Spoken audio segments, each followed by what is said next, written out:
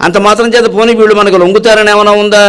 ఒక్క మాట చెబుతున్నానండి మొహమాటం లేకుండా, బలవంతంగా దంపతులను విడదీయగలమేమో కానీ బలవంతంగా కలపలేమమ్మా ఎవరిని. బలవంతంగా కలపలేము. విడదీయడానికైనా అవకాశం ఉంటుంది, బలవంతంగా కలపలేము.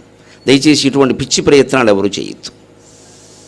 బలవంతంగా విడదీయగలమండి. ఆ మాట ఈ మాట చెప్పేసి వాళ్ళని వీళ్ళని రెచ్చగొట్టేసి ఇద్దరిని కూడాను విడదీయచ్చండి, కానీ కలపలేమండి బలవంతంగా. వాళ్ళకి ఇష్టం లేనిదే వాళ్ళు కలవరు. అటువంటి వాళ్ళని వాళ్ళ దారిని వాళ్ళని వదిలేయడమే మంచిది.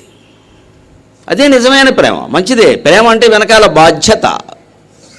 తల్లి ప్రేమ గురించి మనం ఎందుకన్నా చెప్పుకుంటే, తల్లి కేవలం ప్రేమించి ఊరుకోదండి, చాలా బాధ్యత. బిడ్డకి ప్రమాదం జరుగుతుంటే అగ్ని నుంచి, ఆ ప్రమాదం నుంచి బిడ్డను కాపాడుకోవడం కోసం తల్లి బలైపోతుంది అక్కడ.